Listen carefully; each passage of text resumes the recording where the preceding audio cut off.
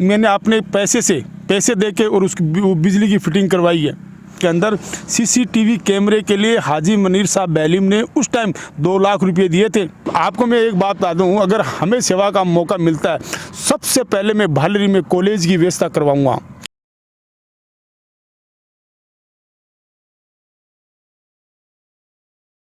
नमस्कार, आदाब, सलाम। आज हम देश की जर्नी को लिए चलते हैं हमारे विधानसभा क्षेत्र के ग्राम पंचायत भालेरी के एक समाज सेवी, पूर्व सरपंच प्रत्याशी रहे और कांग्रेस के युवा नेता और यूथ कांग्रेस के नेता और राजीव गांधी जिला कांग्रेस के अध्यक्ष हैं असलम जी भाटी जी से हम मुलाकात करते हैं और इनके जीवन परिचय और इनके जो कार्यशैली है उनके बारे में जानना चाहते हैं। आपको मिलवाते हैं असलम जी से। अस्सलाम वालेकुम, नमस्कार, जय सत श्री अकाल, आदाब। मैंने अपने छात्र जीवन से ही राजनीति प्रारंभ की। 2002 में लोहिया कॉलेज चूरू से मैंने BA MA किया और उसी कॉलेज से छात्र संघ चुनाव में हिस्सा लिया, महासचिव का चुनाव लड़ा। मैंने भालेरी पंचायत से सरपंच का चुनाव लड़ा और वर्तमान में मैं चूरू जिला कांग्रेस कमेटी, राजीव गांधी कांग्रेस कमेटी का चूरू जिले का जिला अध्यक्ष हूँ। आप भालेरी ग्राम पंचायत से सरपंच का चुनाव लड़ा था। जनता को आपने वादे किए थे, जिन लोगों ने आपको वोट दिया था, क्या उनके लिए आप अभी कार्य कर रहे हैं? बिल्कुल कार्य कर रहे हैं, लेकिन जिन मुद्दों पर हमने चुनाव लड़ा वो मुद्दों के लिए आज भी हम हमारे तारानगर के लोकप्रिय विधायक श्रीमान नरेंद्र जी बुडानिया हमारे विधायक है, राजस्थान सरकार में कांग्रेस की सरकार है और उन बुडानिया जी के माध्यम से, उनके आशीर्वाद से हमने ग्राम पंचायत भालेरी में बहुत विकास के कार्य करवाए हैं। मैं आपको एक बात बता देता हूँ कि भालेरी में वार्ड नंबर 10 मुस्लिम मोहल्ले के अंदर पिछले 50 साल से गंदे पानी की निकासी की बहुत बड़ी समस्या थी। वो समस्या इतनी थी कि उस पर लोग राजनीति करते थे और अपना वोट लेते थे। विधायक जी के माध्यम से विधायक जी ने, नरेंद्र जी बुडानिया ने हमें 35 लाख रुपए का बजट दिया और उस बजट से हमने अभी पिछले 6 महीने पहले उस नाले का निर्माण किया और वो गंदे पानी की निकासी हमेशा के लिए समाप्त हो गई। ये वादा हमने पहले हमारे चुनाव में भी किया था कि अगर आप मुझे वोट देकर भालेरी की कमान संभालते हो तो हम बहुत से कार्य करवाएंगे, लेकिन हम उसमें असफल रहे। अगर भविष्य में ग्राम पंचायत भालेरी के लोग अगर भविष्य में हमें आशा की किरण की नज़र में अगर देखते हैं तो भालेरी के विकास का एक भालेरी गांव का विकास हम एक ऐसा करवा देंगे कि आने वाली पीढ़ी याद रखेगी कि कोई आया है और ऐसा विकास करवाया है। और मैं आपको एक बात और कह देता हूँ कि मेरा हमेशा मुद्दे यही रहा कि गांव का विकास हो, पंचायत का विकास हो। नंबर 1 कि गांव में शांति व्यवस्था कायम रहे, उस पर हमने काम किया। नंबर 2 चिकित्सा संबंधी, कहते हैं ना कि पहला सुख निरोगी काया। चिकित्सा के क्षेत्र में बुडानिया जी के माध्यम से, विधायक जी के माध्यम से भालेरी में एक 6 करोड़ रुपए की लागत से पहले तो PSC था और PSC से CSC बनाया और CSC बनने के बाद में 6 करोड़ रुपए की लागत से एक बहुत बड़ा बिल्डिंग का निर्माण हो रहा है और गांव के नहीं आसपास के क्षेत्रों को इनको लाभ मिलेगा। उसके बाद में एक और बात आपको बताता हूं कि शिक्षा के क्षेत्र में देख लो, जब से हम गांव की कमान संभाल के रखे हैं और हम गांव में मतलब पॉलिटिकल करते हैं, गांव को मुद्दा बना के रखते हैं काम का, शिक्षा के क्षेत्र में विधायक जी के माध्यम से, प्रधान जी के माध्यम से ऐसा विकास हुआ है कि आज भालेरी का स्कूल जिले का नहीं राजस्थान के टॉप श्रेणी में आता है। भालेरी के आसपास के क्षेत्र के जो गांव हैं वो कॉलेज के लिए जो बच्चे निकलते हैं वो तारानगर या चूरू जाते हैं या सावा अभी कॉलेज बन गए या सरदार से जाते हैं, तो आपके यहाँ से लगभग कितने बच्चे निकलते हैं? आपके आसपास के क्षेत्र के जो ग्रामीण क्षेत्र के लोग हैं, बच्चे हैं, कितने लगभग निकलते हैं? तो उसके लिए अगर यहाँ कॉलेज बन जाए तो कैसा रहेगा? बहुत अच्छा रहेगा, क्योंकि कॉलेज के लिए हमारा गाँव उपयुक्त है।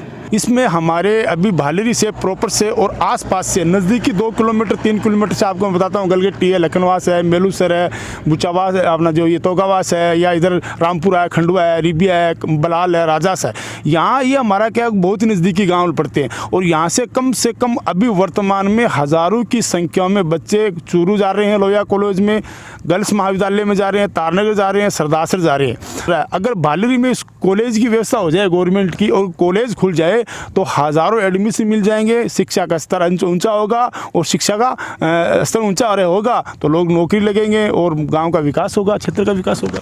यहाँ पर एक कमी खलती है कि यह जो सावा आपका भालेरी ग्राम पंचायत है, ये आज चूरू, तारानगर, सावा और सरदार शहर, दिल्ली बीकानेर हाईवे पर गांव बसा हुआ है, एक बीच का केंद्र है। और यहाँ की भी जनसंख्या भी लगभग ज़्यादा है, यहाँ के आसपास के ग्रामीण क्षेत्रों की भी जनसंख्या है।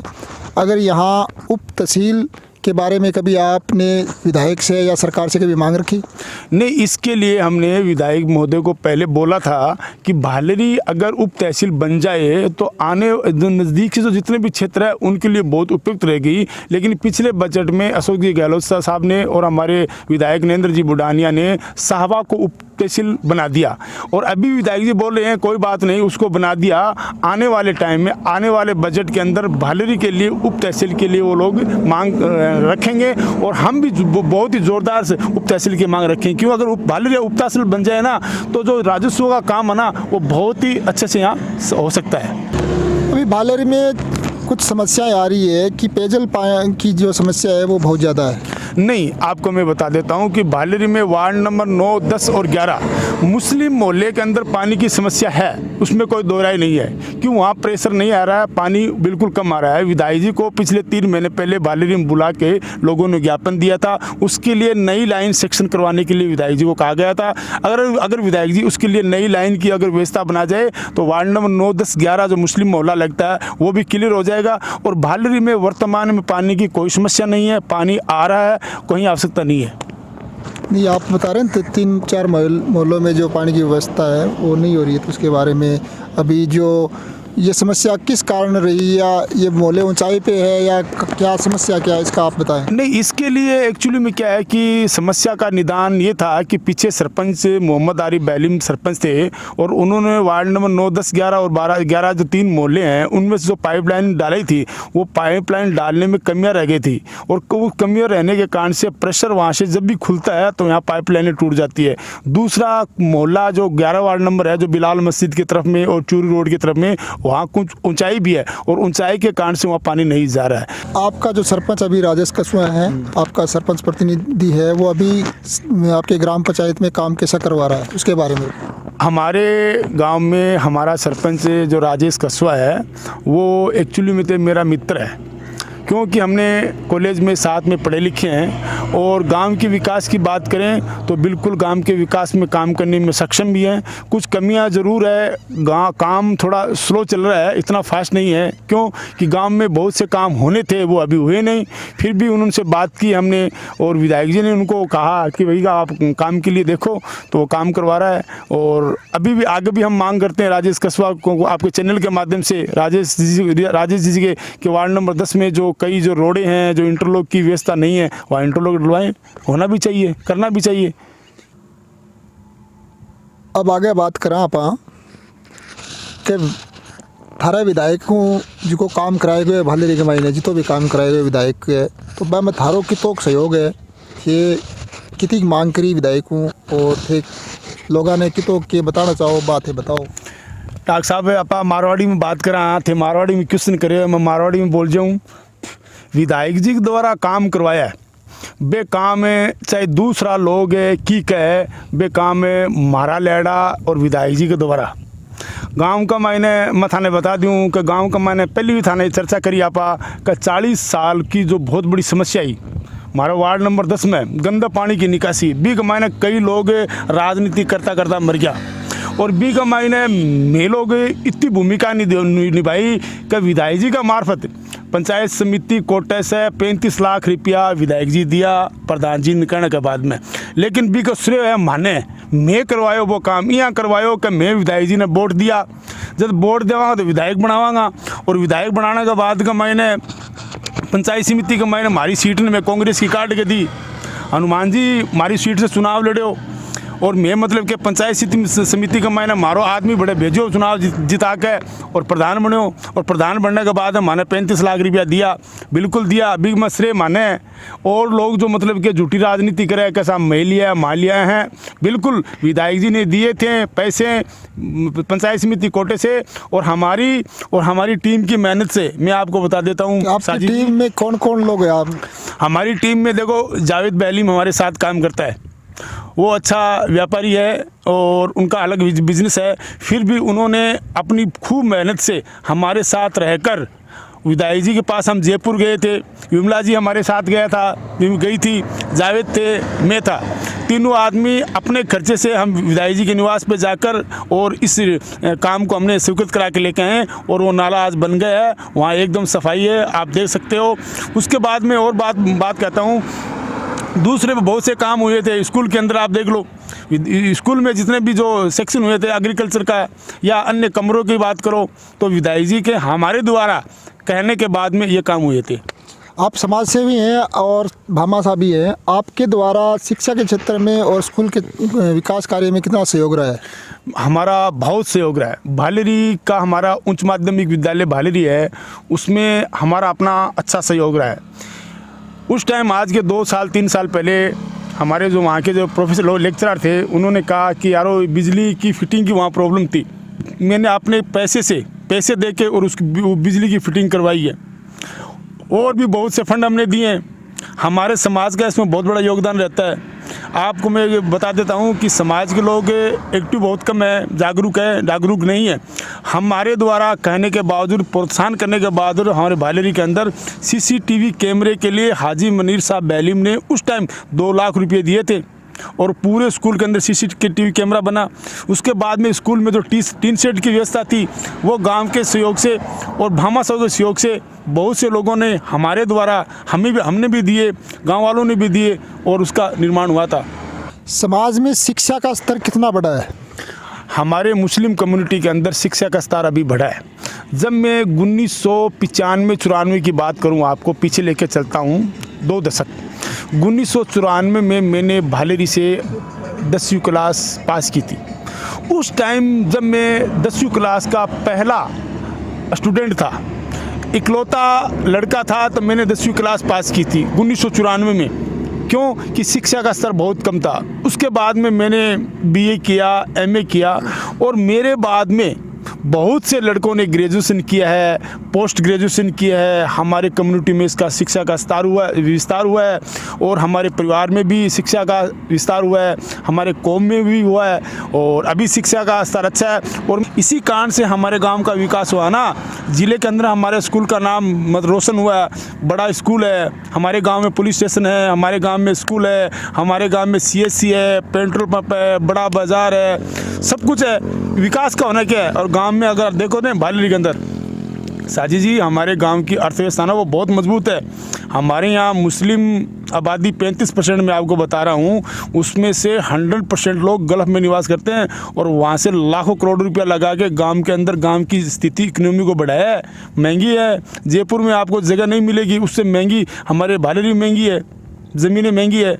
तो इसका कारण यही हुआ कि हम दोनों समुदाय के लोग प्यार से रहते हैं। गांव का विकास हो गया और फिर आगे विकास के लिए हम तैयार हैं, गांव का फिर आगे विकास करवाएंगे।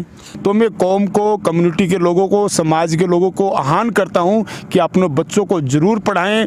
आज हमें डॉक्टर की, IAS की, IPS की, RS की, इन चीज़ों की ज़रूरत है जिससे हमारा समाज का विकास होगा। हमारे बच्चे पढ़े लिख के होशियार बन जाएंगे ना, वो अपना हक मांग लेंगे। आज हमें एक राजनेता की आवश्यकता है, आज हमें एक पॉलिटिशियन लीडर की आवश्यकता है। तो समाज के लोगों को कहना चाहूँगा कि बच्चों को पढ़ाओ, चाहे घर में आधी रोटी कम खा लेना, लेकिन शिक्षा के साथ कभी भी समझौता नहीं करना। शिक्षा अहम ज़रूरी है। दीनी शिक्षा के साथ साथ दुनिया की शिक्षा भी ज़रूरी है और दुनिया के शिक्षा के साथ दीन की भी शिक्षा ज़रूरी है। अच्छा, मैं ये पूछना चाहता हूँ कि आपका परिवार पीछे कोई राजनीति में रहा है, पारिवारिक पृष्ठभूमि? नहीं, एक्चुअली में मेरा परिवार राजनीतिक पृष्ठभूमि में इतना नहीं रहा है। फिर भी हमारा जो भाटी खानदान है, भाटी परिवार है, वो हमेशा वो जो राजनीतिक लोगों से टच में था। हमारा परिवार राजनीति में टच रहने का कारण क्या था कि हम लोग ये हमारे गांव में उस टाइम ठाकर नार सिंह जी थे, पढ़े लिखे थे, सरपंच थे, गांव की शिक्षा और गांव का सिस्टम उनके हाथ में था। तो उनके नज़दीकी थे मेरे ताऊ जी और मेरे दादू जी, और उनके नज़दीकी होने से उनके पुत्र जो नरेंद्र सिंह जी जो हमारे वहाँ पंचायत समिति से चुनाव लड़े और उप प्रधान भी बने। दूसरी बात मैं कहता हूँ कि मेरे ताऊ जी बड़े वाले हाजी इस्माइल भाटी, वो हमेशा चंदनमल वैद्य हमारे वित्त मंत्री, शिक्षा मंत्री, आबकारी मंत्री और हमारे उस टाइम के विधायक थे, उनके टच में थे, उनके यहाँ आना जाना था। तो ताऊ जी के कारण से ही मुझे इस राजनीति में रुचि मिल गई, क्योंकि वित्त मंत्री थे उस टाइम में चंदनमल वैद्य, वो चंदनमल वैद्य हमारे ताऊ जी के पास आते थे और इसके लिए हमें भी इस राजनीति में रुचि हो गई। परिवार को भी राजनीति में रुचि खूब है और हमारे गलगट्टी से हमारे नज़दीकी परिवार में मेरे ताऊ जी है सफ़ी भाटी, वो भालेरी के सरपंच भी रहे हैं और इस कारण से हमें राजनीति में रुचि मिल गई। और रुचि मिलने से अभी तो मैं आपको बताता हूं कि राजनीति में मेरा परिवार इतना सक्रिय हो गया है कि जब चुनाव आते हैं ना, चाहे चुनाव कहीं के भी हो, सरदासर के हो, चाहे राजस्थान के हो, चाहे दिल्ली के चुनाव हो, हम लोग चुनाव में मतलब ईद जैसी हमें खुशी मिलती है। और चुनाव से और इस राजनीति से हम भविष्य में भी आने वाली नस्लें हैं, आने वाले गाँव के लोग हैं, उनका भला करना चाहते हैं। अगर आपको मौका मिले आगे इस क्षेत्र का प्रतिनिधित्व करने के लिए, तो आप तैयार हैं? बिल्कुल, मैं 100% तैयार हूँ और मैं आपके चैनल के माध्यम से हमारे ग्राम पंचायत भालेरी को लोगों को कहना चाहूँगा कि अगर आप मुझे अपनी आशीर्वाद अगर आप मुझ पे रखते हो तो आपका गांव को ऐसा चमन बना दूंगा कि आने वाली पीढ़ी याद रखेगी। अगर आने वाले चुनाव में, चाहे कौन से भी चुनाव में, अगर गांव वाले मुझको आशीर्वाद देते हैं और मुझे अपना जिम्मेदारी सौंपते हैं, गांव की चाबी देते हैं, तो भालेरी को ऐसी गांव की तस्वीर बदल दूंगा और लोग देखेंगे, यहाँ से बीकानेर से आने वाले, दिल्ली से आने वाले, इधर से जयपुर से आने वाले, उधर से हनुमानगढ़ से आने वाले देखेंगे कि वही भालेरी है या कहीं नया बस गया भालेरी। आपको मैं एक बात बता दूँ, अगर हमें सेवा का मौका मिलता है, सबसे पहले मैं भालेरी में कॉलेज की व्यवस्था करवाऊँगा। यानी कॉलेज होना बहुत ज़रूरी है। शिक्षा के साथ साथ सब विकास हो सकते हैं। अगर गांव में कॉलेज बन गई, बच्चे पढ़ेंगे, लिखेंगे, नौकरी लगेंगे, आईएएस बनेंगे, आईपीएस बनेंगे। मतलब क्या है कि गांव का विकास होगा और जब बच्चे पढ़े लिख के नौकरी लगेंगे तो चार चमन मिल जाएंगे। आप इस चैनल के माध्यम से अपने जो ग्रामीण निवासी हैं, वो आपकी पंचायत के जो लोग हैं, उनको आप क्या संदेश देना चाहते हैं? मैं इस चैनल के माध्यम से गांव को, लोगों को ये संदेश देना चाहता हूं कि हमारे भालेरी में जो काम हुए हैं, विधायक जी के माध्यम से काम हुए हैं, विधानसभा से काम हुए हैं और जो मतलब पंचायत समिति कोटे से काम हुए हैं, वो काम हमारे गांव और हमारे पंचायत का ऐतिहासिक कार्य है। और आप एक सजग राजनेता हैं और अपने पड़ोसी जो तहसील है सरदार से विधानसभा से चुनाव होने जा रहे हैं, तो आप चुनाव में भी बहुत ज़्यादा सक्रिय रहते हैं। तो सरदार शहर की आपके पास में क्या रिपोर्ट है? आप किस पार्टी को कितने वोटों से चुनाव जितवा रहे हैं? देखो, मैं आप जो अभी सरदार शहर में उपचुनाव होने जा रहे हैं, स्वर्गीय पंडित बाबूलाल जी शर्मा मेरे गुरु रहे हैं, क्योंकि मेरा ननियाल सरदासर है और मेरा ससुराल भी सरदासर है। सरदासर से मैं ज़्यादा लगाव रखता हूँ और पंडित जी के पास में पहले काफ़ी मुझे मिलने का मौका मिला और उनका आशीर्वाद मैंने प्राप्त किया है। और मैं एक बात ये कह देता हूँ कि पंडित जी बहुत ही बेबाक वक्ता थे, धनी थे और उनके घर में जब मैं गया हूँ, मेरे को 4 से 5 टाइम वहाँ जाने का मौका मिला था हवेली में, और वो खाना खाए बगैर किसी को नहीं आने थे। उनका खाना क्या था कि बूंदिया और भुजिया, मैंने भी उनके वहाँ खाए हैं और मैं आता हूँ। और अभी जो अपने 5 दिसंबर को चुनाव होने जा रहे हैं और 8 दिसंबर को वहाँ काउंटिंग होगी, तो वहाँ की जो सूचना के आधार पर मैं आपको ये अपनी तरफ से ये बताता हूँ कि वहाँ से बाबूलाल जी के सपुत्र है अनिल कुमार शर्मा, जो कांग्रेस के प्रत्याशी है, और वो वहाँ से वो चुनाव जीत रहे हैं। कम से कम मेरे आंकड़े 20 से 30 हज़ार वोटों से चुनाव जीत रहे हैं। बहुत अच्छा लगा मिलकर। आपके इस जज्बे को हम सलाम करते हैं और जनता अगर आपको मौका देती है तो हम आपको इसके लिए बधाई व मुबारकबाद पेश करते हैं।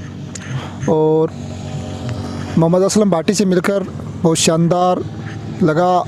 जो इनका वक्तव्य है शिक्षा, स्वास्थ्य और इनका विज़न अपनी ग्राम पंचायत, अपने क्षेत्र की सेवा करने का है। तो आप लोग जुड़े रहिए हमारे इस देश की जर्नी के साथ, और बहुत बहुत शुक्रिया, आपसे मिलकर बहुत अच्छा लगा।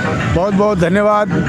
आप लोगों से मिलकर मुझे भी बहुत बहुत खुशी मिली, और हम अल्लाह ताला से दुआ करते हैं कि आपका चैनल खूब फले फूले और पब्लिक का प्यार आपको यूं ही मिलते रहें। जय हिंद, जय भारत। थैंक यू, शुक्रिया।